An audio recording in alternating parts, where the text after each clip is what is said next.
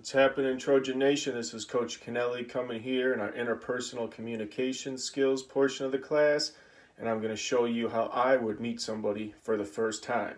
There's a few things that I want you to keep in mind when you do go to meet somebody. The first one is your posture. When you come up and you're willing to, I know after coronavirus and stuff, it might switch, but still in America, a lot of our cultural norm is to shake hands.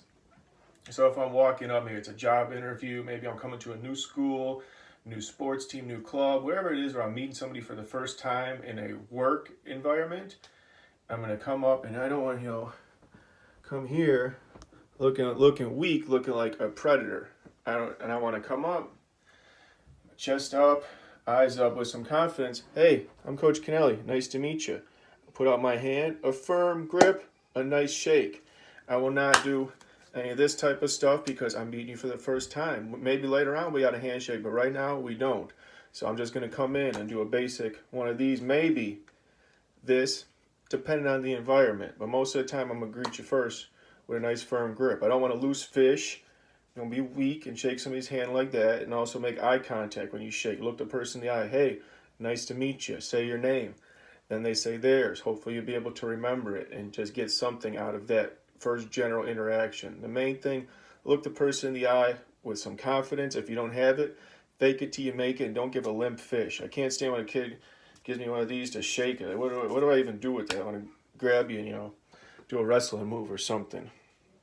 So we got posture, we got our firm shake, now it's our tone. When I come, I don't want to just scream at somebody. I'm going to come in a nice conversational volume. I'm not going to be too soft too, where I say, hey, I'm Coach Kennelly, and seem really weak.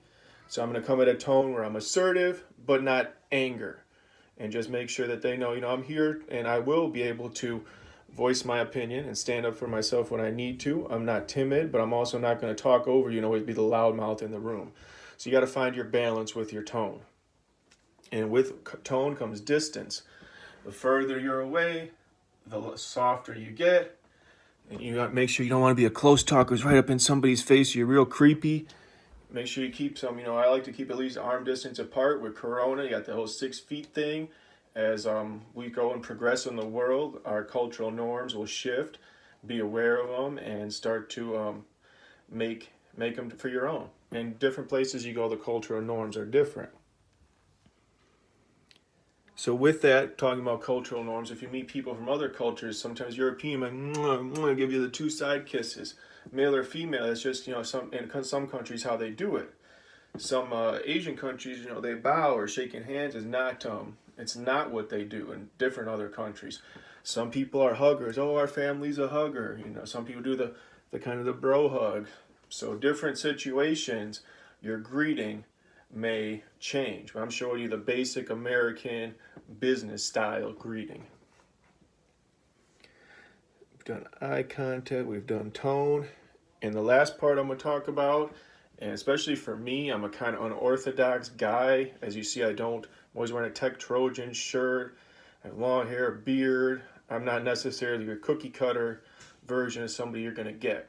But when I do go to places where I know I need to look a certain type of way, I might style my hair. I'll put on, when I interviewed at Bradley Tech, you rarely see me in a suit. Maybe if the wrestling team's going to state, tennis girls did something good, I got a presentation for the gym or health class, I'll wear them, usually a nice pair of Jordans, because that's how I do it. But I've earned the right to do it. When I first got there, dress, shoes, shirt, tie, I had to interview in that professional demeanor. And you're going to have to do that at some point too. A lot of times through college, you got to dress up to give presentations. Not even a bad idea in high school. When I see kids, we do like a health presentation, they come in a little shirt and tie, I would think it's really cool because you look good, you feel good, you perform good. I firmly believe that. But you have to be comfortable. That's why I chose to be a gym teacher. I wear workout gear every day. I love it, and I can get a workout at any moment. But certain times I know, black tie events, whatever it is, you got to dress up. Weddings, unfortunately some funerals, different places. If you go where it's PE, you go to a golf course, you have to dress some type of way. You play different sports, you have a uniform. At one time, Bradley Tech had a uniform, khakis and polo shirts. So, that's something that could come back depending on who our leader in administration is. These are all things that you should consider. But you got to stay true to yourself and your values, and hope the place embraces you for who you are. And then to go with that, if you're getting older, tattoos, think of them as you will. I'll say I have some, but when I come in a shirt and a t-shirt, you can't see none of my tattoos. That was a personal choice I chose to make. If you go and, sorry, I had to look back at my class, make sure they're all good. If you go and you got neck tats, face tats, all that type of stuff, people are going to think a certain way about you. Same with piercing, same with crazy colors in your hair. So if you're going to do that stuff, I'm definitely going to tell you to live your best life. It's appropriate, but make sure you got skills to pay the bills. Don't go get a face tat if the best you could do was work at McDonald's at the time, because there's only going to be limited opportunities currently in 2020 that you could go for. So if you are a face or a neck tat person, hopefully you got skills, or if you're going to be a tattoo artist, that's not going to be a problem most of the time. I like my tattoo artists to have covered in them or piercings, but just know your appearance. As much as I dislike it, it does matter to some people. Hopefully they're not going to judge anybody by the color of their skin or anything you can't change, but the changeable things, the way you can act, just make sure that you take all that in consideration for whatever situation you put yourself in. So thank you for watching. I hope when you go meet somebody, you do it with some confidence and make a great first impression. You only get one. You can't do it over, so knock it out the park. And as always, you kids know it's peace and much love to you.